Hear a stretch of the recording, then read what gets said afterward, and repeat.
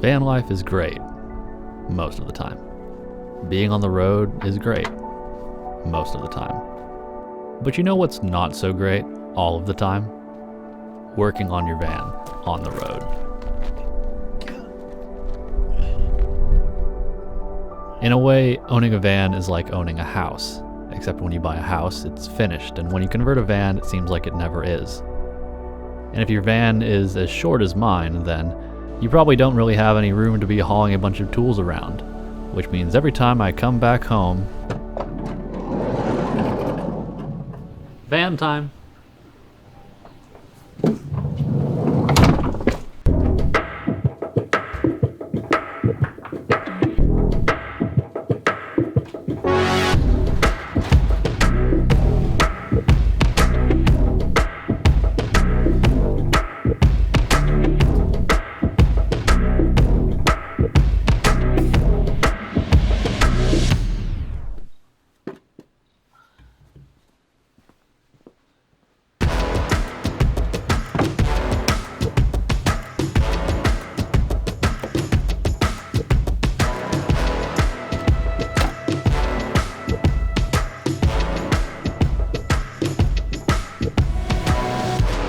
See, isn't everything just so much fun when it's a montage?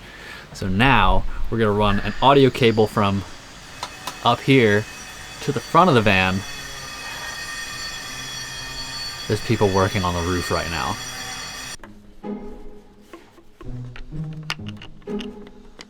Nothing I love more than crawling under the sink.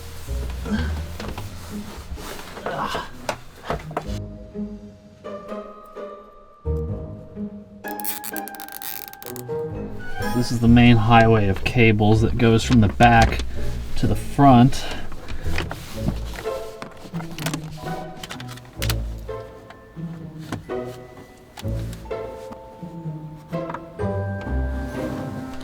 Alright, so this jumbled mess right here is basically just an Ethernet cable, and it plugs into this little guy.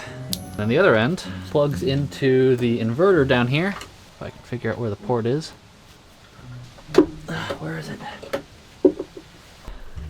A little thing, a little hole, also located in another hole. Oh, finally.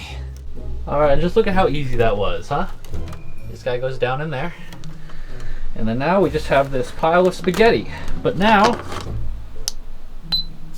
oh, it works. The only problem is I want it up there. So we have to go from here, along here, over here, join the freeway, all the way over here, and then gotta go up that hole. Aren't you glad you're watching this video? I bet you wish that this was a montage still. Did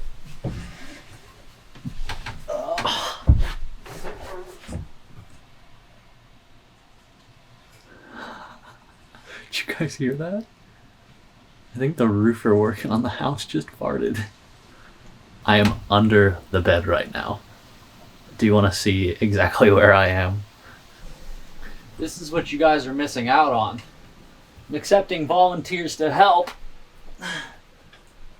Okay, ball of spaghetti through the hole.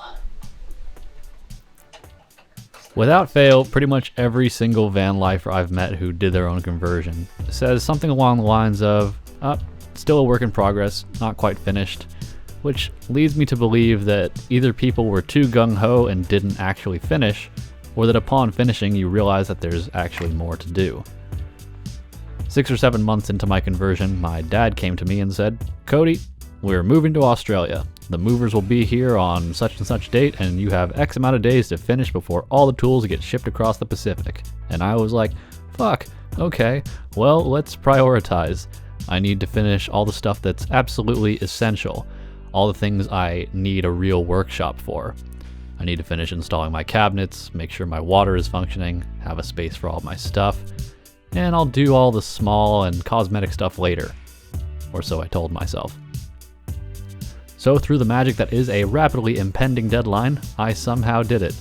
Bed, wardrobe, bathroom cabinetry, running water, kitchen storage, electricity, all the essentials of a working van were there, and the tools now on a barge in the middle of the ocean. 11 months later, I finally put some paint on these cabinets.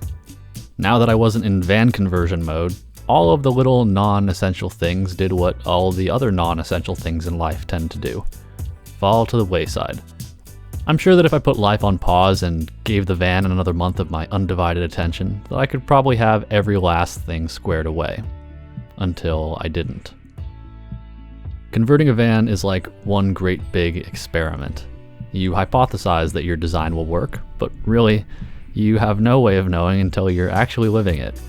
And that's when you realize you still don't have any drawer pulls. No handles here, no handles here. The RFID lock that you put on the cabinet broke. This thing won't stop sliding around when you drive. There's yet another leak under the sink. You never finished the propane assembly in the little cubby. The thermostat has a mind of its own. This whole corner of the van is just a chasm that you've never done anything with. And there's something wrong with your roof vent fan because it bumps up and down when you drive. It makes a whole lot of noise. And then sometimes things break.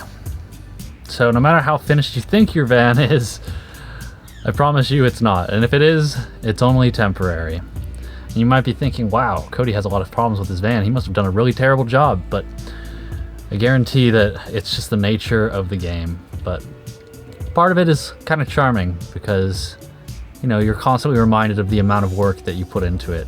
And it really is a labor of love.